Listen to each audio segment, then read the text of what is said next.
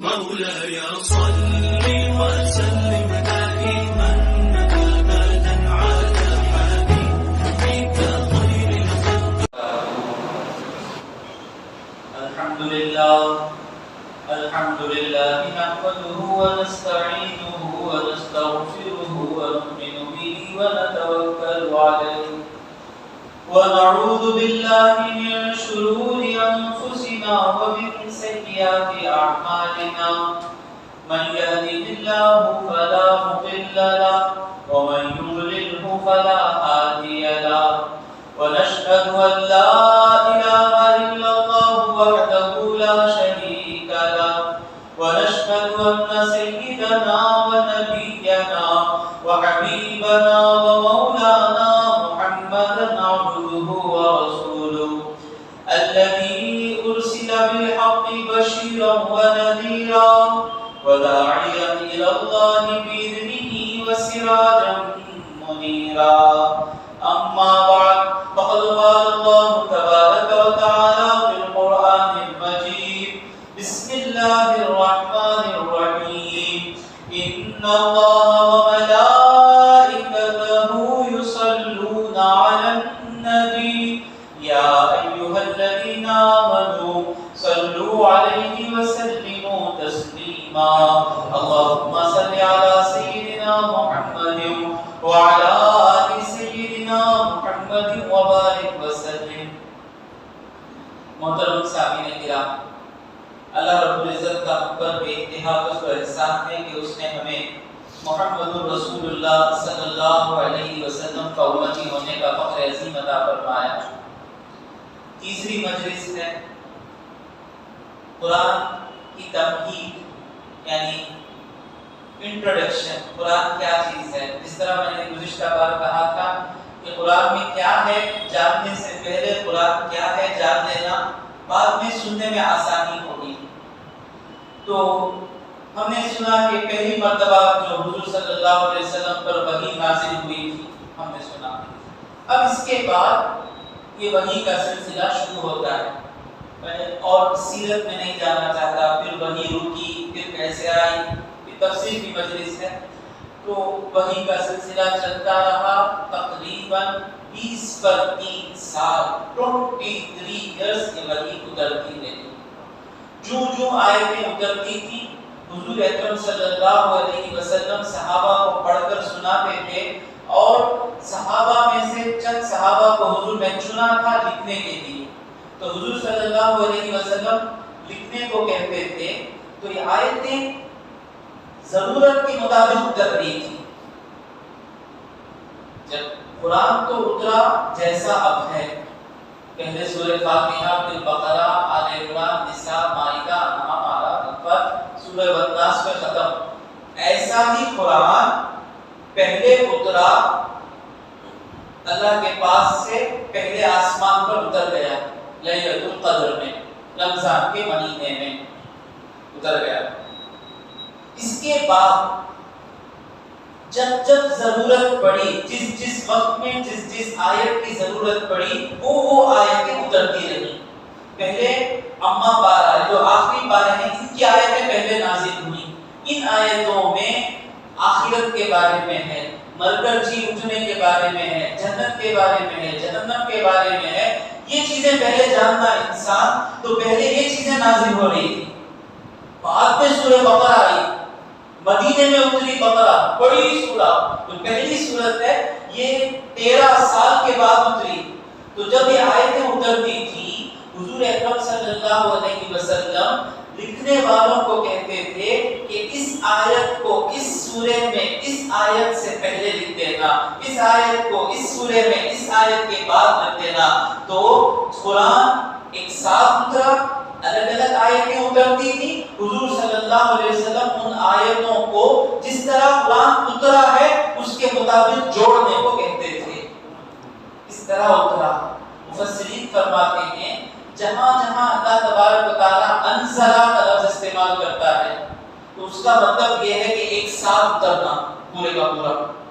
اور جہاں جہاں نزلہ کا لفظ آتا ہے وہاں ہے تھوڑا تھوڑا اترنا. سورہ آل عمران میں اللہ تبارک و تعالیٰ کہتا ہے الف لام میم اللہ لا الہ الا هو الحی القیوم نزل علیک الکتاب بالحق مصدقا لما بین یدیہ نزل، اے حبیب تم پر اللہ نے تھوڑا تھوڑا کر کے قرآن اتارا، وانزل التوراۃ والانجیل، یہاں نزل کا لفظ آیا وہاں انزل کا آیا، نزل مطلب قرآن تھوڑا تھوڑا اترا، اور تورات اور انجیل ایسا نہیں، پوری کی پوری تورات پوری کی پوری انجیل حضرت موسیٰ علیہ السلام اور حضرت عیسیٰ علیہ السلام کو ایک ہی وقت میں دے دی گئی۔ سمجھ میں آیا؟ اور صحابہ اس کو لکھ لیتے تھے۔ ایک سوال اٹھا، میں نے کہا تھا کہ عثمان غنی رضی اللہ تعالیٰ عنہ کو جامع القرآن، قرآن کو جمع کرنے والے کیوں کہتے ہیں؟ تو حضور صلی اللہ علیہ وسلم کی ظاہری زندگی میں پورا قرآن فاتحہ سے والناس تک اسی ترتیب میں، اسی آرڈر میں صحابہ کے پاس جمع ہو گیا تھا۔ کسی کے پاس پورا قرآن لکھا ہوا تھا، حضرت علی کے پاس، حضرت ابن مسعود رضی اللہ تعالیٰ عنہ کے پاس، حضرت ابی بن کعب، بہت سے صحابہ کے پاس پورا قرآن لکھ کر ان کے پاس تھا۔ اب چند لوگوں کے سینے میں تھا، چند لوگوں کی کتابوں میں تھا، چند لوگوں کے پاس چند سورے پتوں پر لکھ کر تھے، کوئی ہڈیوں پر لکھ کر تھے، کئی جگہ لکھ کر تھے، سینوں میں تھا۔ بعد میں ابو بکر صدیق رضی اللہ تعالیٰ عنہ کی دور خلافت میں بہت سے حفاظ جو حافظ تھے قرآن کے، وہ ایک جنگ میں مرتدین کے خلاف جنگ کرنے میں شہید ہو گئے بہت سے۔ تب عمر فاروق آتے ہیں ابو بکر صدیق رضی اللہ تعالیٰ عنہ کے پاس، آ کر کہتے ہیں اے خلیفۃ رسول اللہ، آپ فوراً قرآن کو ایک جگہ جمع کر لیں، کہیں ایسا نہ ہو کہ اب قرآن الگ الگ لوگوں کے پاس محفوظ ہے، ان کے شہادت کے بعد، ان کے انتقال کے بعد قرآن بھی چلا جائے، جس کے سینے میں ہے سینے سے چلا گیا، جس کے پاس لکھا ہوا ہے وہ اس کے پاس رہ جائے گا۔ تو ہم کو یہ قرآن الگ الگ لوگوں کے پاس ہے، ہمارے پاس ایک آفیشیل قرآن ہونا چاہیے، سب کے پاس سے لے کر ایک قرآن جمع کر دیں گے ایک جگہ کہ کل کا دن خدا نہ خواستہ کوئی بھی نہ رہے تو یہ قرآن رہ جائے گا۔ تو ابو بکر صدیق رضی اللہ تعالیٰ عنہ نے کہا عمر، وہ کام میں کیسے کر سکتا ہوں جس کام کو رسول اللہ نے انجام نہیں دیا؟ لوگ بولتے نا حضور نہیں کرے سو کام نہیں کرنا۔ سوال، عمر فاروق رضی اللہ تعالیٰ عنہ کہتے ہیں خلیفۃ رسول اللہ یہ ضروری کام ہے، یہ نہیں کریں گے تو قرآن کی حفاظت نہیں ہوگی۔ حضرت عمر فاروق بار بار بار بار کہتے رہے، حضرت ابو بکر صدیق کہتے ہیں کہ عمر کا کہنا ہوتا رہا اور اللہ نے میرے سینے کو کھول دیا اور یہ چیز مجھے سمجھ میں آئی۔ تو کیا پتا چلا کہ کسی چیز کی حفاظت کے لیے کوئی نیا کام شروع کیا جائے، اس نئے کام کے ذریعے سے جو اصل کام ہے اس کی حفاظت ہوتی ہے، تو اس اصل چیز کی حفاظت کے لیے نیا کام شروع کریں گے تو وہ نیا کام بری بدعت نہیں ہوگا، وہ نیا کام بدعت حسنہ ہوگا، اچھی بدعت ہوگا۔ سمجھ گئے نا؟ تو اب ابو بکر صدیق رضی اللہ تعالیٰ عنہ نے زید بن ثابت رضی اللہ تعالیٰ عنہ کی لیڈرشپ میں بہت سے لوگوں کو جمع کر کر جو حافظ تھے قرآن کو جمع کیا گیا، سب کے پاس سے جس کے سینے میں تھا ان سے سنا گیا، جس کے پاس دیا گیا، سب کو یاد تھا، لیکن ایک آفیشیل قرآن بننے والا ہے، ایک جگہ رہے گا، کسی کو ڈاؤٹ آیا تو اس قرآن میں دیکھ لے سکتے ہیں، تو وہ قرآن جمع کر لیا گیا، ایک دو اس میں پورے پیجوں میں، پیپروں میں، کاغذوں میں جمع کر لیا گیا قرآن۔ کب ہوا؟ حضرت ابو بکر صدیق رضی اللہ تعالیٰ عنہ کے زمانے میں ہی ہو گیا، حضور کے زمانے میں ہو گیا تھا لیکن الگ الگ لوگوں کے پاس تھا۔ ابو بکر صدیق رضی اللہ تعالیٰ عنہ کے زمانے میں ایک خاص آفیشیل، یعنی ہر پورے قرآن میں چلے گئے تو قرآن اس کتاب میں محفوظ رہے گا۔ اب آپ پوچھیں گے کہ عثمان غنی رضی اللہ تعالیٰ عنہ نے کیا جمع کیا؟ قرآن اترا، ایک حدیث ہے، بڑی پیاری حدیث ہے، ابی بن کعب رضی اللہ تعالیٰ عنہ فرماتے ہیں کہ میں مسجد میں بیٹھا تھا، مسلم شریف کی حدیث ہے، ایک آدمی آئے، مسجد میں آئے اور قرآن پڑھنے لگے. وہ جو قرآن پڑھتے تھے مجھے حضور نے جیسا سکھایا تھا اس سے الگ پڑھے وہ آدمی. پھر دوسرے آدمی آئے وہ بھی قرآن پڑھے, وہی آیت پڑھے تو جیسا حضور نے مجھے سکھایا تھا اس سے بھی الگ, اور جو پہلے آدمی جو پڑھے اس سے بھی الگ, تیسرے رقم سے پڑھے. اب اردو میں ہے نا, ضرورت, کوئی بولے حاجت, کوئی بولے میرا مقصد, الگ الگ لفظ ہے نا, الگ الگ اردو ہوتی ہے نا. یہاں پر ہم بولیں گے بھائی کو, کیا بولیں گے آپ کو معلوم ہے بھائی کو کسے کہتے ہیں؟ دیکھیں اردو بھائی کو نہیں معلوم, دیکھیں بھائی کو کا مطلب عورت, اردو دکنی اردو. نکو معلوم, نکو معلوم. اب ناطقہ میں نہیں بولیں گے, یہاں کے لوگ کیا بولیں گے, نکو بولیں گے. تو اردو جاننے والے امام صاحب, اردو جاننے والا میں, مجھے بھائی کو اردو ہے ان کو معلوم نہیں ہے, وہ بھی اردو جانتے میں بھی جانتے. صحابہ میں بھی ایسے تھے جن کو ایک عربی معلوم تھی دوسری عربی معلوم نہیں تھی, تو تین لوگ تین الگ الگ قسم سے قرآن پڑھے. نماز ختم ہوئی تو ابی بن کعب نے دونوں کو لے کر حضور کے سامنے جا کر کھڑا کر دیے. ابی بن کعب جو ہے یہ ایسے صحابی ہیں حضور ان سے قرآن سنتے تھے. ابی پڑھو قرآن, تو ابی بن کعب کہے یا رسول اللہ آپ نے مجھے قرآن سکھایا اور یہ آدمی قرآن جیسا آپ نے مجھے سکھایا اس سے الگ پڑھ رہے ہیں اور یہ اس سے بھی الگ پڑھ رہے ہیں. حضور نے کہا دونوں کو پڑھو, یہ پڑھے. حضور نے کہا پرفیکٹ, بہت اچھا, اب تم پڑھو, وہ بھی پڑھے. حضور نے کہا یہ بھی کریکٹ. اب مثال کے طور پر حضرت کو بھائی کو کا معنی معلوم نہیں, اب میں بولوں کہ ایک بھائی کو آئی تو حضرت کو لگے گا کہ غلط چیز ہے نا, کیا میں بھائی کو آئی کیا چیز ہے, بھائی کو کیا کار آئی ہے, بھائی کو آئی. تو حضور نے کہا یہ بھی کریکٹ وہ بھی کریکٹ. تو یہ کہتے ہیں ابی بن کعب اس وقت میرے دل میں شک آ گیا. کیا شک آیا, نبی کیا یہ بھی صحیح بولتے وہ بھی صحیح بولتے. یہ شک آیا اور حضور نے میرے چہرے کو دیکھا اور جانا کہ میرے دل میں کیا ہو رہا ہے. فضرب فی صدری, حضور نے میرے سینے پہ مارا.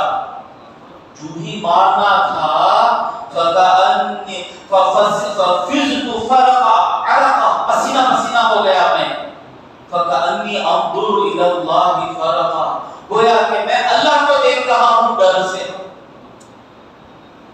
حضور کا ایک مار, حضور دل میں ہوئی نہ بھائی یہ چیز منہ سے بولے کیا ہوں حضور یا رسول, صرف دل میں آئی بات. حضور دیکھے تو دل میں جب بات آئی تو لیول کہاں تھا, کفر کے قریب تھے.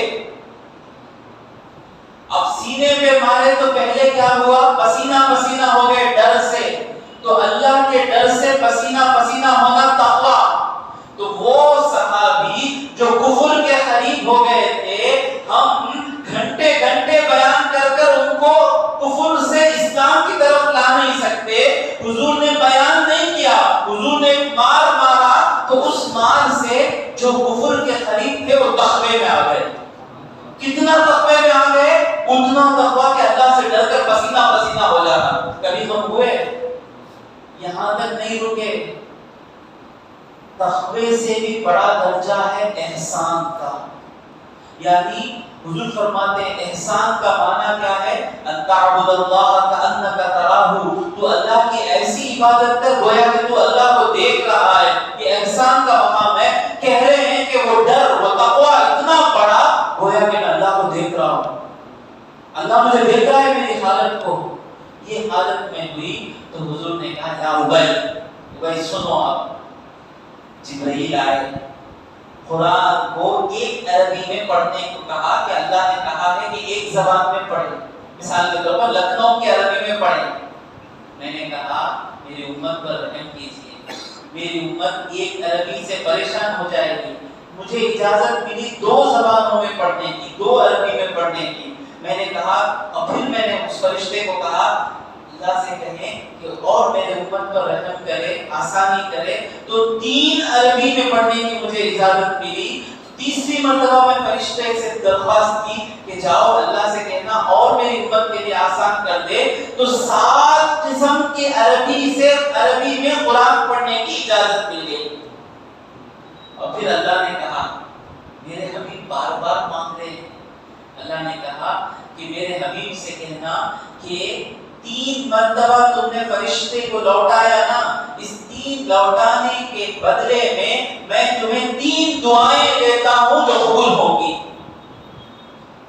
حضور نے پہلی دعا میں کہا اللہم اغفر لامتی، قبول ہوگی، اللہ میں امت کی مغفرت کرتا ہوں۔ پھر دوسری دعا حضور نے کہا اللہم اغفر لامتی، اے اللہ میری امت کو مغفرت کروا۔ اب کیا پہلی کیا دوسری کیا؟ پہلی وہ ہے کہ وہ صحابہ جب حساب کتاب کے بغیر جنت میں چلے جائیں گے۔ دوسری کیا ہے؟ وہ جو جہنم کو جانے والے ہیں، فاسق فاجر، امت مصطفیٰ میں ہیں، مغفرت ہو جائے گی۔ اور تیسری دعا کو میں نے اس دن کے لیے ہٹا کر رکھا ہے جس دن ابراہیم علیہ السلام کو بھی میری ضرورت ہوگی ان کی امت کو جنت میں لے جانے کے لیے۔ تو 7 عربی میں اتری قرآن اترا، تبھی سمجھ میں آئے گا۔ پہلے لوگ ہیں صحابہ جو ہیں، پہلا قرآن کو لینے والے لوگ ہیں، ان کو قرآن اچھا سمجھ میں آنا ہے، کچھ شک نہیں رہنا۔ تو قرآن مثال دے رہا ہوں، بس مثال دے رہا ہوں کہ جیسا کہ ایک عورت آئی پڑھنے کی بھی اجازت مل گئی، ایک بھائی کو آئی پڑھنے کی بھی اجازت مل گئی، تو الگ الگ طریقے سے پڑھنے کی اجازت ملی تھی۔ تو حضرت ابوبکر صدیق رضی اللہ تعالیٰ عنہ کے زمانے میں جو قرآن جمع ہوا تھا وہ 7 طریقے سے لکھا ہوا تھا۔ اب جب عثمان غنی رضی اللہ تعالیٰ عنہ کی دور خلافت آئی، اسلام پھیلا، فارسی بستیوں میں پھیلا، یورپ تک پھیل گیا، افریقہ میں پھیل گیا، تو تھوڑا فساد کا امکان ہوا کہ لوگ کہہ رہے تھے کہ میری زبان تمہاری زبان سے اچھی، دکنی اردو۔ اب خطرہ لگا کہ اب کہیں فساد نہ ہو جائے، اور جو اس وقت جو ضرورت تھی 7 قراتوں میں پڑھنے کی جو اجازت تھی، اب سب لوگ سمجھ گئے پورے قرآن کا معنی، سب کو 7 زبان والوں کو 7 طریقے معلوم ہو گئے، اب ضرورت نہیں رہی۔ تو عثمان غنی رضی اللہ تعالیٰ عنہ نے ایک زبان وہ 7 کو ایک بنا دیا۔ یہ جمع کیا حضرت عثمان غنی رضی اللہ تعالیٰ عنہ نے، سمجھ میں آیا نا؟ اور یہ جو عثمان غنی رضی اللہ تعالیٰ عنہ جمع کیے، وہی قرآن پہلے آسمان پر اترا تھا۔ یہ صحابہ تھے، صحابہ پر کبھی اتنا بھی شک نہیں کرنا۔ کوئی بھی آ کر صحابہ کے بارے میں ان کو وہ نہیں جانتے تھے، یہ نہیں جانتے تھے، بولے پہلے آ کر اپنے عالموں کے پاس واپس آنا۔ صحابہ کے بارے میں وہ سننا نہیں، صحابہ کے بارے میں کچھ بھی برا سننا نہیں۔ کیا حضرت آنکھیں بند کر کو ماننا، کیا سننا نہیں کا مطلب مان لینا نہیں، سیدھا آ کر جو نیک عالم ہے ان کے پاس پوچھنا، اس صحابی کے بارے میں ایسا بولتا ہے، معاویہ رضی اللہ تعالیٰ عنہ کے بارے میں ایسا بولتا ہے، عمرو بن عاص رضی اللہ تعالیٰ عنہ کے بارے میں ایسا بولتا ہے، حضرت اس کا معنی کیا ہے؟ انشاءاللہ دستگیری ہو جائے گی۔ سمجھ میں آ رہا ہے نا؟ صحابہ کون ہیں جن کو قرآن میں اللہ بار بار کہتا ہے رضی اللہ عنہم ورضوا عنہ، اللہ ان سے راضی اور وہ اللہ سے راضی۔ دونوں بڑے مقام ہیں، اللہ ہم سے راضی ہونا یہ بھی بڑا مقام ہے، اور ہم اللہ سے راضی ہونا یہ بھی بڑا مقام ہے۔ اور ایک حدیث سن لیں بس، مسند احمد میں صحیح سند کے ساتھ حدیث ہے، حضرت عبداللہ ابن مسعود رضی اللہ تعالیٰ عنہ فرماتے ہیں کہ اللہ تبارک و تعالی ان اللہ خلق قلوب العباد، اللہ نے اپنے بندوں کے دلوں کو پیدا کیا، فنظر فیہ قلب محمد خیر قلوب العباد، ان تمام دلوں کو بنانے کے بعد اللہ نے دیکھا تو حضور کا دل صلی اللہ علیہ وسلم کا دل تمام دلوں میں سب سے اچھا دل لگا، تو اللہ نے اس دل کو محمد مصطفیٰ کے لیے چن لیا، اور پھر چننے کے بعد دوسرے دلوں کو دیکھا نبیوں کے بعد، ان دلوں میں صحابہ کے جو دل تھے، سب سے بہترین دل جو تھے، ان دل والوں کو اللہ نے حضور کے صحابہ بنا دیا۔ تو یہ بہترین لوگ ہیں، ان کو چن لیا گیا ہے قرآن کو حفاظت کرنے کے لیے، تو ان پر شک کریں گے تو قرآن گیا ہاتھ سے، حدیث گئی ہاتھ سے، دین گیا ہاتھ سے۔ تو اس طرح یہ قرآن جمع ہوا۔ میں نے آپ کو گزشتہ مجلس میں ایک چیز یاد دلانے کو کہی تھی، دیکھیں آپ کیا ایک چیز میں بار بار کہہ رہا تھا، چیز یاد دلائے مجھے، کیا چیز؟ ہاں، ہمارے لیے پڑھنا لکھنا نہ جاننا عیب ہے۔ حضور پڑھتے نہیں تھے، لکھتے نہیں تھے، میں نے کیا کہہ رہا ہوں، میں حضور پڑھنا جانتے نہیں تھے، لکھنا جانتے نہیں تھے، یہ نہیں کہہ رہا ہوں میں کیا کہہ رہا ہوں، حضور پڑھتے نہیں تھے، لکھتے نہیں تھے، یہ حضور کے لیے عیب نہیں، ہمارے لیے عیب۔ کیا حضرت ایسا بولتے ہیں حضور پڑھتے نہیں تھے، لکھتے نہیں تھے؟ کیا اللہ بھی یہی بولا قرآن میں؟ اللہ نے یہ نہیں کہا کہ اے نبی تم کو پڑھنا لکھنا نہیں جانتے تھے، وما كنت تتلو من قبله من کتاب، آپ کسی کتاب سے تلاوت نہیں کرتے تھے، ولا تخطه بيمينك، آپ اپنے ہاتھ سے لکھتے نہیں تھے، نہ پڑھتے تھے نہ لکھتے تھے۔ حضور نے جبرائیل کو بھی وہی تو کہا نا، میں پڑھنے والا نہیں ہوں، پڑھانے والا ہوں۔ میں پڑھنے والا کوئی، یہ پڑھنے کی کیا ضرورت ہے؟ مجھے اللہ پڑھاتا نہیں ہے، مجھے اللہ سینے میں ڈالتا ہے، میں پڑھانے والا ہوں، پڑھنے والا نہیں۔ تو حضور کے لیے پڑھنا لکھنا، اچھا اب حضور پڑھتے لکھتے نہیں تھے، انسان پڑھنا لکھنا دوسرے سے سیکھتا ہے تب اس کو ہم کہیں گے کہ یہ پڑھنا لکھنا جانتا ہے۔ اب حضور اکرم صلی اللہ علیہ وسلم پڑھنا لکھنا کسی سے سیکھے نہیں، تو مکے والوں کے لیے حضور کیا تھے؟ مشرکین کے لیے حضور کیا تھے؟ مشرکین کے لیے پڑھنا لکھنا نہیں جانتے، مشرکین کے لیے حضور کیا تھے؟ پڑھنا لکھنا نہیں جانتے۔ اللہ نے یہ حالت اس لیے بنائی کہ بڑے سے بڑا فساد کرنے والے کا فساد بھی مر جائے۔ کوئی فساد کرنے والا گمراہ ہونے والا نہیں، گمراہ کرنے والا، گمراہ ہونے والے کو بچا سکتے، گمراہ کرنے والے کو بچا نہیں سکتے۔ جو شیطان ہے، جو شیطان کا بندہ ہے، وہ جانتا تھا کہ حضور حق پر ہیں، لیکن جان کر بھی وہ حضور سے لوگوں کو دور کرنا چاہتا تھا، تو بڑے بڑے فساد آئیں گے، ان بڑے بڑے فسادوں کو کچلنا تھا۔ تو اللہ نے لوگوں کے درمیان، حضور کسی سے پڑھے لکھے سیکھے نہیں، تو ان کے لیے حضور پڑھنا لکھنا جانتے نہیں، تو جو آدمی کسی سے پڑھا نہیں، کسی سے لکھا نہیں، ان کے لیے پڑھنا لکھنا نہیں جانتا، وہ آدمی کوئی ایسی بات کہہ رہا ہے جو وہ جانتا نہیں اس زبان۔ مثال کے طور پر حضرت تمل نہیں جانتے، نہیں جانتے، اچانک حضرت شروع کرے کل تونڈری من تونڈرد منڈو تمل تونڈر بٹل انڈر بندو اور پوری نار۔ اب بولے تو ہمیں کیا بولیں گے؟ حضرت کرامت ہوگی بولیں گے نہیں؟ کیا بولے کرامت ہوگی بولیں گے؟ جن پکڑ لیا بولیں گے؟ ہمیں خرابی سوچی ہے، ہم نہ اچھا سوچنے آداش نہیں۔ ہر روز مسجد میں فجر کو آتا کوئی آدمی، ایک دن نہیں آیا، ہمیں کیا بولیں گے معلوم؟ ایسا ہوا، میرے دوست تھے ریگولر فجر پڑھنے والے، ایک دن نہیں آئے، دوسرے آدمی بولتے برلے یار ہم برلے تو کیت بار ಊರು کوئی ಬರಲ್ಲ ಯಾವುದು کوئی ಬರಲ್ಲ۔ پہلے ہمارے اندر اتنا ہم لوگ بدظن ہو گئے ہیں، جو سب سے خراب ہے وہ چیزیں ہمارے ذہن میں آتی۔ تو حضرت تمل بولے، مذاق کرا تھا اور لوگ سنیں گے، مذاق کے بغیر سبجیکٹ جائیں گے تو نیند آتی ہے آپ لوگوں کو، کیا کروں میں؟ تو ابھی بولے کل تمل اب اسے کیا بولیں گے؟ یا تو کہیں گے کہ کرامت ہے حضرت کی چاہنے والے، دشمن کیا بولیں گے؟ جن پکڑ لیا ہوا، تمل ناڈو کا جن پکڑا ہے ہوتا۔ تو کرامت تو اللہ کہہ رہا ہے، اگر تم کہے کہ یہ کسی سے سن کر یا کسی سے پڑھ کر یہ باتیں کہہ رہے ہیں تو انہوں نے کسی سے پڑھنا لکھنا سکھا نہیں، کوئی تمہارے لیے پڑھنا لکھنا نہیں جاننے والے، تو یہ اللہ ہی کی بات ہے۔ اور ایک بات، حضور قرآن بھی حضور کے سینے میں اترا فرشتے کے ذریعے، اور دوسرا حدیث قدسی بھی حضور کے اوپر اتری۔ حدیث قدسی کیا ہے؟ قرآن جو ہے یہ کتاب اللہ کی باتیں اللہ نے حضور کو دی۔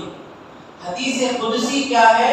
کتاب اللہ کی باتیں نہیں ہیں، اللہ کی باتیں ہیں جو حضور کو اللہ نے دی۔ حضور نے کہا اللہ کہتا ہے، حضور کہہ رہے ہیں اللہ کہتا ہے کیا؟ انا عند ظن عبدی، کہ میں میرے بندے کے خیال کے پاس ہوں، فلیظن بی ما یشاء، وہ جیسا مجھ سے گمان کرنا چاہے کرے۔ یعنی ہمیشہ کوئی بندہ سوچے کہ اللہ میرا اچھا کرے گا، اللہ اس کا اچھا کر دے گا۔ ہمیشہ بندہ سوچے اللہ میرا خراب کر دے گا، خراب کر دے گا۔ تو یہ حدیث قدسی ہے، اللہ جیسا بولا ویسا بولتی ہے، لیکن کتاب اللہ نہیں۔ اور تیسرا کیا ہے؟ اللہ نے معنی حضور کے دل میں ڈال دیا۔ فجر کی 2 رکعت حضور اپنے زبان میں کہہ رہے ہیں، فجر کی 2 رکعت، ظہر کی 4 رکعت، روزہ اس طرح رکھو، وضو اس طرح کرو، اسے کہتے ہیں حدیث نبوی۔ یہ کتاب اللہ، یہ ہے حدیث قدسی، یہ ہے حدیث نبوی۔ یہ تینوں چیزیں صحابہ حضور ہی سے سن رہے ہیں۔ قرآن کا اسٹائل ہی الگ، حدیث قدسی کا اسٹائل ہی الگ، حدیث نبوی کا طریقہ ہی الگ۔ قرآن کی آیتیں حدیث قدسی کی طرح نہیں ہے، حدیث قدسی کی الفاظ حدیث نبوی کی طرح نہیں ہے۔ تو ایک آدمی ایک ہی وقت میں 3 سٹائل سے بات نہیں کر سکتا۔ وہ آدمی ہے جس کو کسی نے پڑھنا لکھنا سکھایا نہیں۔ تو فساد کرنے والے کے فساد کو بھی مٹانے کے لیے اللہ نے یہ حکمت رکھی کہ حضور کو ان کے لیے نہ پڑھنے والا نہ لکھنا جاننے والا بنایا۔ سمجھ میں آ رہا ہے نا؟ تو اب ایپ کیا؟ مثال کے طور پر پہلی تو مثال آ گئی، حضور پڑھنے کے لیے آئے نہیں، پڑھانے کے لیے آئے۔ جو کام حضور کو ضرورت نہیں ہے وہ کیوں کریں گے؟ سمجھ میں آ رہا ہے؟ میں آیا مسجد میں، کیا کرنے کے لیے آیا ہوں؟ میں تفسیر کرنے کے لیے آیا ہوں۔ میں جھاڑ نہیں رہا ہوں، جھاڑ نہیں رہا ہوں۔ حضور تفسیر کرنے کے آئے، مسجد زیادہ بھی جھاڑنا نہیں سے چلے گے نا، تو غازی بھائی کیا بولیں گے؟ بھائی وہ تفسیر کرنے کے واسطے آئے، وہ جھاڑنے کے واسطے نہیں آئے بولیں گے۔ اور جو میرے بھائی جھاڑنے کے لیے رکھے گئے ہیں مسجد میں، انہوں تفسیر نہیں کر، وہ تفسیر کر لے کر بیٹھے تو کیا بولیں گے؟ تمہیں جو کام کرنا ہے وہ کام کرنا۔ تو حضور وہ کام کے لیے نہیں آئے، یہ کام کے لیے آئے۔ اور دوسری بات، جو نابینا ہے، نابینا کسے کہتے ہیں؟ وہ لوگ بھی پڑھتے ہیں، ان کے لیے ایک الگ طریقے سے پیپر ہوتا ہے جس میں ڈاٹس لیتے ہیں۔ کیا بولتے بہت سے؟ ہمیشہ آپ لوگ بولتے میں بھول جاتا۔ نابینا لوگ کاغذ میں سوراخ لیتے ہیں، ان سوراخوں پر ہاتھ رکھ کے پڑھتے ہیں۔ پہلے جو بٹن کا موبائل آتا تھا نا، اس میں آپ نوٹ کریں گے جو بیچ کے 3-4 نمبر ہیں اس پر تھوڑا ایک مارک رہے گا، یعنی جسے آنکھوں کو نظر نہیں آتا وہ وہاں ہاتھ رکھ کر نمبر ٹائپ کرنا، اس کو کیا کہتے ہیں؟ جو پیپر ایسا پڑھتے ہیں نابینا لوگ، بلائنڈ پیپل جو ریڈ کرتے ہیں پیپر۔ حمید اللہ بھائی آپ کو کتاب سے پڑھنے آتا؟ نہیں آتا۔ جس کی آنکھیں نہیں ہیں اسے آتا۔ اب حمید اللہ بھائی کو نہیں آتا۔ کیا نہیں آتا؟ جو نابینا لوگ جس کاغذ سے پڑھتے ہیں اس کاغذ کو چھو کر پڑھنے حمید اللہ بھائی کو نہیں آتا۔ اب کوئی کہہ سکتا ہے حمید اللہ بھائی کو عیب ہے کہ وہ پڑھنا نہیں جانتے؟ ان کی آنکھیں ہیں، جسے آنکھیں نہیں ہیں اسے ویسا پڑھنے کی ضرورت ہے، جسے آنکھیں ہیں اسے وہ پڑھنے کی ضرورت نہیں، وہ پڑھنا نہیں جاننا اس کے لیے عیب نہیں ہے۔ تو حضور کو کتاب الفاظ دیکھ کر پڑھنے کی ضرورت نہیں، کیونکہ ان کو پڑھانے والا اللہ رب العزت ہے، اور رحمان علم القرآن، رحمان ہے جس نے قرآن سکھایا۔ تو حضور کے لیے نہیں جاننا یہ حضور کے لیے عیب نہیں ہے، ہمارے لیے عیب ہے۔ ہو گیا یہاں تک رک گئے؟ تو جو حضور کو انسان سمجھتا ہے اسے ہم کہیں گے کہ دیکھو حضور کو کسی نے پڑھنا لکھنا سکھایا نہیں، تو تم کہو گے کہ حضور پڑھنا لکھنا نہیں جانتے۔ تو جو آدمی پڑھنا لکھنا نہیں جانتا ہے وہ ایسی فصاحت کی بات کرتا ہے، تو مطلب یہ ان کی بات نہیں ہے، اللہ کی بات ہے۔ جو حضور کو نہیں مانتا نبی، اور جو حضور کو نبی مانتا ہے وہ کیسے کہے گا کہ حضور کو پڑھنا لکھنا آتا ہے؟ حضور کوئی چیز ایسی نہیں ہے جو حضور کو نہیں آتی۔ پڑھنا لکھنا تو دور کی بات، جانور کی آواز بھی حضور سمجھتے ہیں. آپ میلاد کی مجلسوں میں سنے ہوں گے کہ ایک آدمی آیا آ کر اس نے شکایت کی یا رسول اللہ میرے باغ میں ایک اونٹ ہے جو اونٹ میرا سب کچھ کام کرتا ہے, پانی لاتا ہے, سب کچھ کرتا ہے, وہ اب شریر ہو گیا ہے, جو بھی باغ میں جاتا ہے اسے قتلنے کے لیے آتا ہے اونٹ, آپ کچھ کیجئے یا رسول اللہ. حضور صلی اللہ علیہ وسلم اس کے باغ کے پاس آتے کہتے ہیں کہ دروازہ کھولو میں اندر جاؤں گا. لوگ کہتے ہیں یا رسول اللہ سب کو مارنے کے لیے آتا ہے, آپ چاہیں گے تو آپ کا بھی نقصان کر دے گا. حضور صلی اللہ علیہ وسلم نے کہا نہیں, کھولو دروازہ. حضور جاتے ہیں, اونٹ آتا ہے, حضور کو سجدہ کرتا ہے اور سجدہ کرنے کے بعد حضور اکرم صلی اللہ علیہ وسلم سے کچھ کہتا ہے, لگتا ہے کہ کہتا ہے. حضور کہتے ہیں کون ہے اس کا مالک, آؤ ادھر. یہ اونٹ مجھے کہہ رہا ہے کہ تم اس سے زیادہ کام لیتے ہو, اس کی طاقت سے زیادہ, اور جتنا اس کی بھوک ہے اس کے برابر نہیں دیتے, اس کے ساتھ برابر سلوک کرو.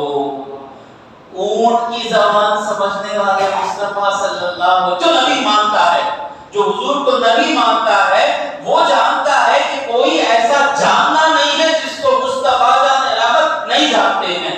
یہ جو نبی مان لیا اس کے لیے ہے, جو نبی نہیں مانتا ہے اس کو یہ تمام چیزیں ہیں. سمجھ میں آئی بات؟ میں اب تفسیر کب شروع ہوگی؟ تفسیر شروع ہو گئی. الرحمن علم القرآن بھی آ گیا, الف لام میم اللہ لا الہ الا هو الحی القیوم بھی آ گیا, قرآن آ رہا ہے. ایمان مضبوط ہو. ہر ایک مفسر ایک ایک طریقے سے تفسیر کرتا ہے. کوئی مفسر سائنس سمجھاتے ہیں تفسیر کی مجلس میں. میرا مقصد کیا ہے؟ کہ تفسیر کے ذریعے ہمارا ایمان بڑھ جائے.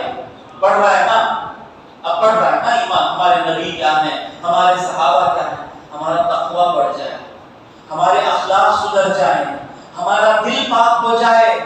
قرآن کا مقصد ہی یہی نا, حضور دلوں کو پاک کرتے ہیں. یہ میرا تھیم یہ رہے گا کہ آپ اس مجلس میں آپ کے دلوں کو میرے حوالے کر دیں, دل لگا دیں, یہ باتیں دل تک پہنچائیں. انشاءاللہ جب تک یہ قرآن تفسیر انشاءاللہ ختم ہوگی تب تک دلوں میں نورانی دل لے کر ہم اٹھیں. سمجھ رہے ہیں نا؟ اب کوئی سوال ہے آپ کو؟ کوئی چیز میں چھوڑ کر جا رہا ہوں؟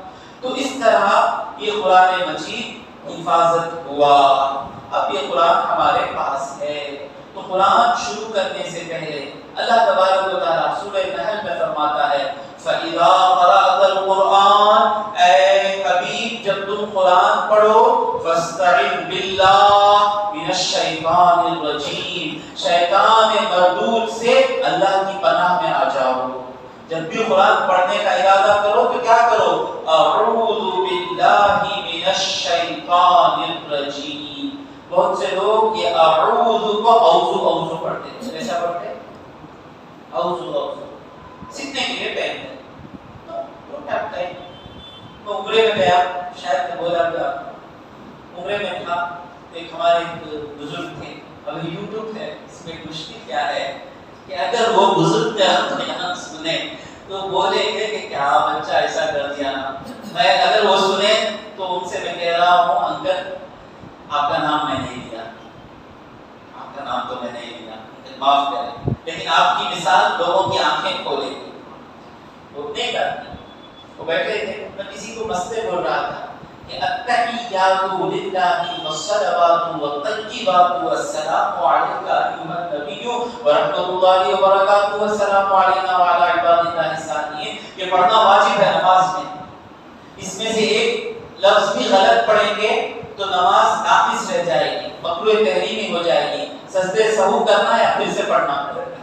تب وہ بولے ہم یہاں کرسی کو بٹھاتے ہیں تو ہم عالم بن کر بیٹھتے ہیں, کرسی سے اترتے ہیں تو ہم میں بھی سادے انسان میں کوئی فرق نہیں رہے گا, کیونکہ فرق ہے بھی نہیں, ہم سب فقیر ہیں.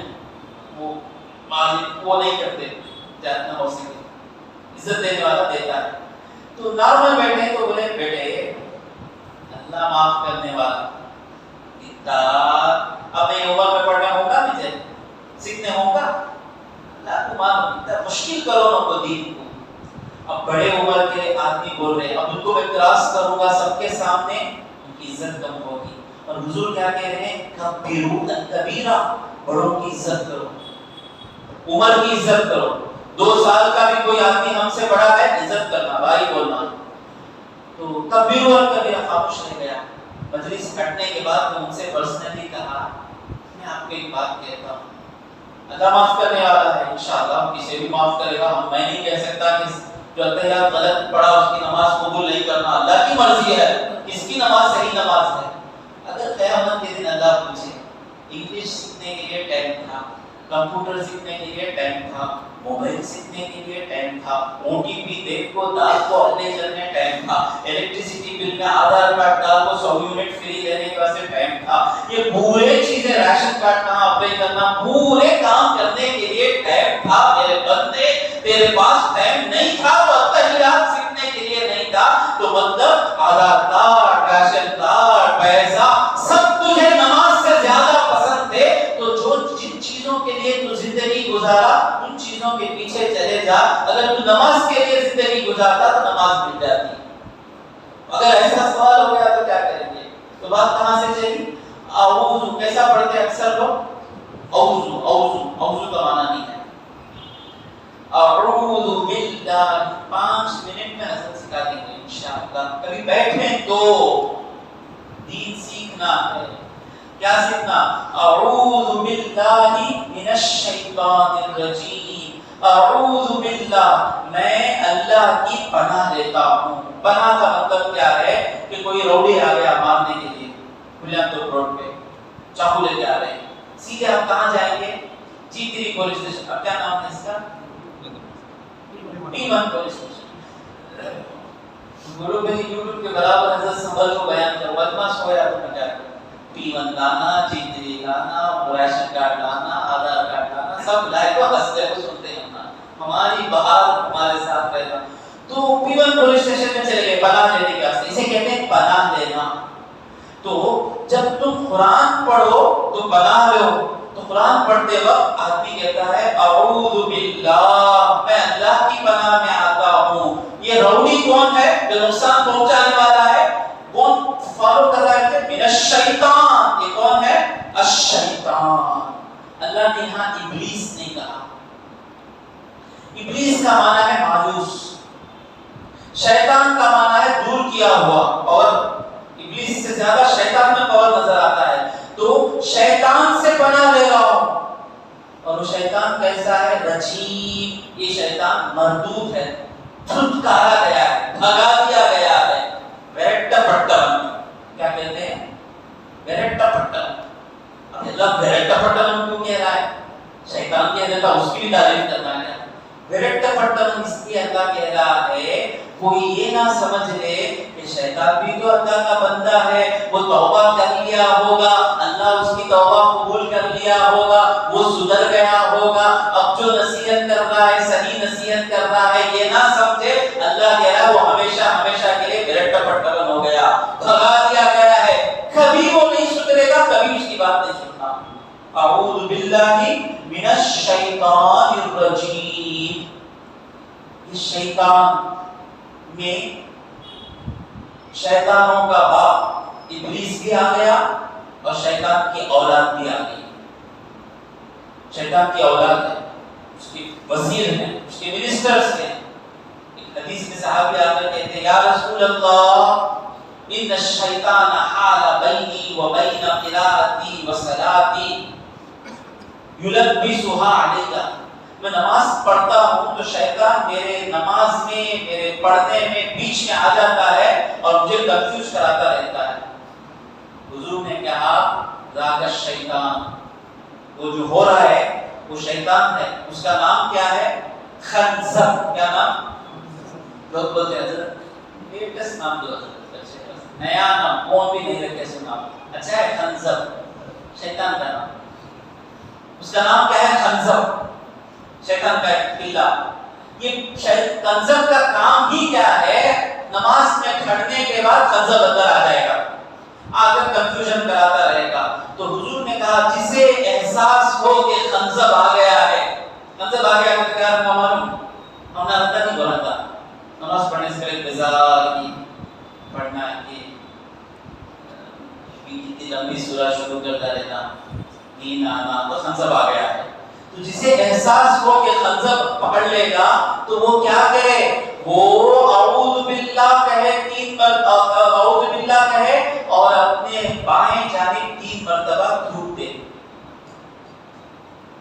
علماء کہتے ہیں نماز میں نہیں کرنا ہے.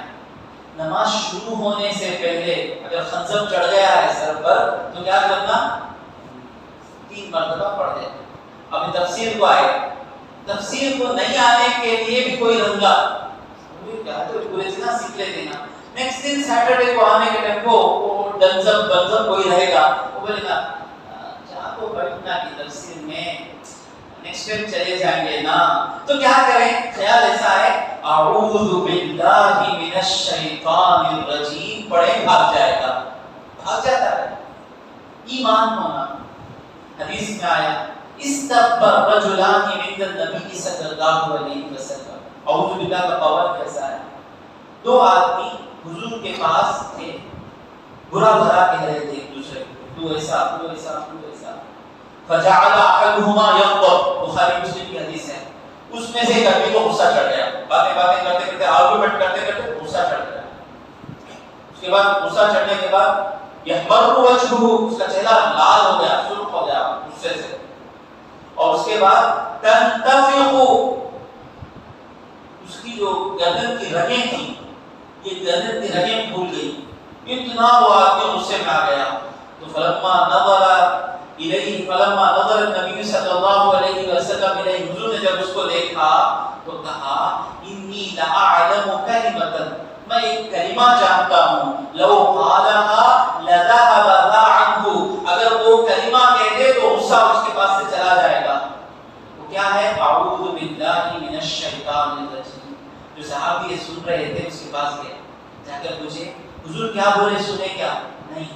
کہا حضور نے کہا کہ حضور کو ایک کلمہ معلوم ہے, تم وہ کلمہ پڑھو گے تو یہ جو غصے میں لال ہو گئے ہو نا یہ حالت تمہاری اچھی ہو جائے گی. پڑھو اعوذ باللہ من الشیطان الرجیم. تو اس نے کیا کہا معلوم؟ امجنون ترانی, میں دیوانہ کی, اعوذ باللہ پڑھے تو ہو جاتا کی.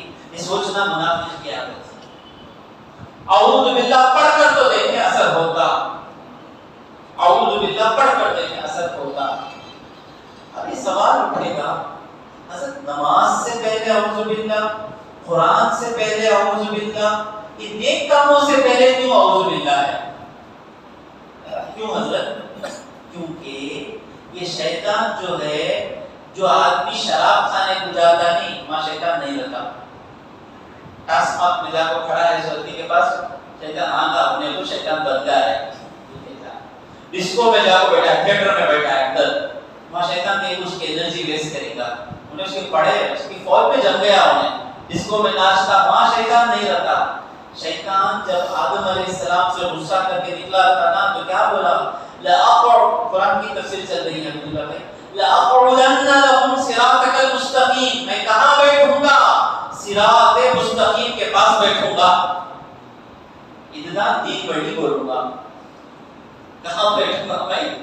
نیک راہ کی طرف بیٹھوں گا. تو بولے گا یہ طریقہ تھا, ادھر سریانہ بڑی نا سوڑنا کریکٹ بول کر وہ کہاں صراط مستقیم کے پاس یعنی نیک کاموں کے پاس بیٹھے گا. اس کی دشمنی ایسی ہے کہ کوئی بھی کچھ بھی نیک کام نہیں کرے. تو ضرور نیک کاموں میں سب سے بڑا نیک کام ہے قرآن پڑھنا. قرآن پڑھیں گے تو ہی نماز ہوگی ہماری. تو قرآن پڑھنے سے پہلے آپ کو شیطان ہم کو چھوڑے گا نہیں قرآن پڑھنا. یہی وجہ ہے کہ آپ 90% لوگوں کو قرآن پڑھنا نہیں آتا, باقی کام کرنے چھوڑتا. غور کریں, غور کریں, وہ کام کرنے دیتا, وہ بیان بھی جانے ذرا چھوڑ ڈالتا, وہاں بھی چھوڑ ڈالتا, لیکن قرآن پڑھنے چھوڑتا کیا دیتا. ہاں اس لیے اللہ بولا قرآن پڑھنا تو اعوذ باللہ پڑھو. تو قرآن پڑھتے وقت اعوذ باللہ من الشیطان الرجیم پڑھیں, سمجھ کر پڑھیں, نیت سے پڑھیں, تب اثر ہوگا. یہ بات الگ ہے کہ اعوذ باللہ کی برکت اللہ دے سکتا ہے, لیکن یہ اعوذ باللہ پڑھتے وقت آدمی کا دل کیا ہوتا ہے؟ اللہ میں کمزور ہوں, قرآن پڑھنا مجھے پسند نہیں آ رہا ہے, قرآن سننا مجھے پسند نہیں آ رہا ہے, قرآن سمجھنا یہ ضروری ہے, میں نہیں سمجھ رہا ہوں مولا, یہ سب شیطان کی وجہ سے ہو رہا ہے مولا, تو تیری پناہ میں مجھے دے دے مولا, شیطان سے مجھے دور کر دے مولا. یہ نیت سے جب آدمی اعوذ باللہ من الشیطان الرجیم پڑھتا ہے, شیطان شیطان اس سے دور ہو جاتا. شیطان کا پاور، شیطان کہتا ہے کہ اللہ فرماتا ہے لیس لہ سلطان. قرآن کی آیت آتی ہے، تفسیر چل رہی ہے، تو یہ نہ کہیں کہ تفسیر شروع ہوگی کہ یاسین کیا ہوگا، تو ہوگی شروع کتنے کی آیت ختم ہو گئی. انہ لیس لہ سلطان، اس کی قوت نہیں ہے ان لوگوں پر علی الذین آمنوا، جو لوگ ایمان لاتے ہیں وہ شیطان کے باتوں پر ناچتے ہیں. اور دوسری چیز کیا ہونی چاہیے شیطان سے بچنا، وعلی ربہم یتوکلون، اور اپنے رب پر بھروسہ کرتے ہیں. اب میں اعوذ باللہ پڑھا تو میرا رب میری بات، میری کلمہ قبول کر کے میری حفاظت کرے گا، یہ نیت لے کر بیٹھیں گے تو قرآن پڑھنا آسان ہو جائے گا. اعوذ باللہ من الشیطان الرجیم. شیطان کا معنی کیا ہے؟ شیطان کے کئی معنی ہیں. یہاں شیطان کا معنی ہے جو دور کر دیا گیا. انشاءاللہ اگلی مجلس میں بسم اللہ الرحمن الرحیم کی تفسیر شروع کریں گے تو ایک بات ہم جانیں کہ یہ جو ہماری دوری ہے دوسری چیزوں سے دور نہیں ہے. زیادہ دور کس چیز سے ہو گئے؟ قرآن سے ہو گئے. افسوس کی بات ہے، افسوس کی بات ہے، میرا تجربہ، میں پڑھاتا ہوں لوگوں کو، میرا تجربہ نوبت بھی میں زیادہ کہہ رہا ہوں، اگر ہو سکے 95% لوگوں کو آج قرآن دیکھ کر پڑھنا نہیں آتا.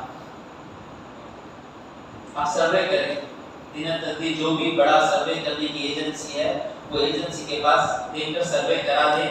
اگر وہ میری بات 95% پر وہ بول دیں تو میں آپ کو پورا سروے کا خرچہ دیا دوں گا انشاءاللہ، کہیں سے کلیکٹ کر کے دے دیں گے. تو قرآن پڑھنا آتا نہیں، اور جن کو پڑھنا آتا ہے صحیح سے پڑھنا آتا نہیں، جن کو صحیح سے پڑھنا آتا ہے ان کو پڑھنے کے لیے وقت نہیں. یہ حالت ہو کر ہے ہماری. تو یہ وجہ ہے شیطان سے دور ہونا ہے اور ان چیزوں میں آنا ہے. تو کوشش کریں کہ اور لوگوں کوئی سوال ہے کہ آپ کے پاس، یعنی جو میں بولا اب جو چلا اس میں سے کوئی سوال آیا تو پوچھیں، کہیں ایسا نہ ہو کہ آپ غلط سمجھ کر چلے جائیں اور غلط بات نکل جائے. کوئی سوال ہے؟ کوئی چیز باقی دل ذہن سے رہتی؟ اسی کی جگہ میں تفسیر کر رہا تھا تو میں نے کہا کہ قرآن جو اترا یہ پورے کا پورا قرآن، حدیث قدسی، حدیث نبوی دوسرے طریقے سے وحی آئی، خواب میں بتایا گیا، لیکن قرآن جو ہے پورے کا پورا جبرائیل امین کا ہے. تب ایک سوال پوچھنے والے نے پوچھا کہ ہم نے جمعہ کے دن بیان سنا تھا حضرت سے کہ حضرت نے معراج کا واقعہ بیان کرتے ہوئے کہا کہ سورہ بقرہ کی جو دو آخری آیتیں ہیں، کیا آیتیں سورہ بقرہ کی آخری آیتیں؟ یہی ہمارا خزانہ ہے. آیت الکرسی ایک مسلمان کا خزانہ ہے، اور اس کے بعد یہ بقرہ کی دو آیتیں مسلمان کا خزانہ ہے. وہ خزانے سے ہم دور ہیں. کیا دو آیتیں ہیں سورہ بقرہ کی آخری آیتیں؟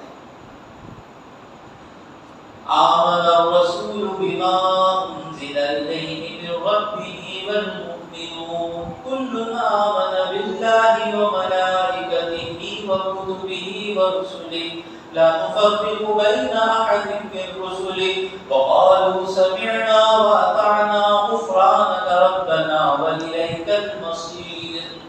دو آیتیں معراج میں دی گئی، مسلم شریف کی حدیث ہے. ایسا کوئی آپ کے ذہن میں بات آئے حضرت ایسا بولے ہم جمعہ میں ایسا سنے نا، تو یہ حدیث ظاہری طور پر اس کا جو ظاہری معنی ہے، ظاہری معنی کیا ہے؟ معراج میں اللہ بلا کر آیتیں دے دیا، جبرائیل کے بغیر ڈائریکٹ دے دیا، یہ ظاہری معنی ہے نا. جب ظاہری معنی کسی حدیث کا قرآن سے ٹکراتے ہوئے نظر آئے، قرآن میں اللہ کہا نزل به روح الامین، اس قرآن کو روح الامین لے کر آئے، قرآن کی آیت ہے. حدیث میں کیا ہے؟ یہ دو آیتیں معراج میں مل گئی. حدیث کا ظاہری معنی کیا کہہ رہا ہے؟ قرآن کی آیت سے ٹکرا رہا ہے، تو اس وقت حدیث کا معنی ایسا کرنا کہ قرآن سے نہ ٹکرائے، تو اس کا مطلب کیا ہے؟ یہ دو آیتیں تو جبرائیل امین لے کر آئے، لیکن ان دو آیتوں کی فضیلت، ان دو آیتوں کو جو فضیلت ملی یہ معراج کی رات میں ملی. یہ باریک چیزیں ہیں، سمجھے یہی ہمارا دین ہے. ان چیزوں کو سیکھنا ہے.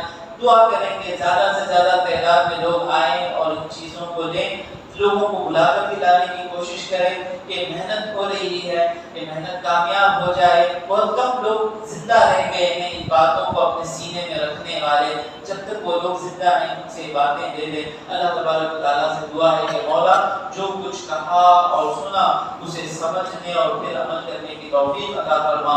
وآخر دعوانا ان الحمد للہ رب العالمین۔ صلی اللہ علی محمد صلی اللہ علیہ وسلم، صلی اللہ علی محمد صلی اللہ علیہ وسلم، صلی اللہ علی محمد یا ربی صلی اللہ علیہ وسلم۔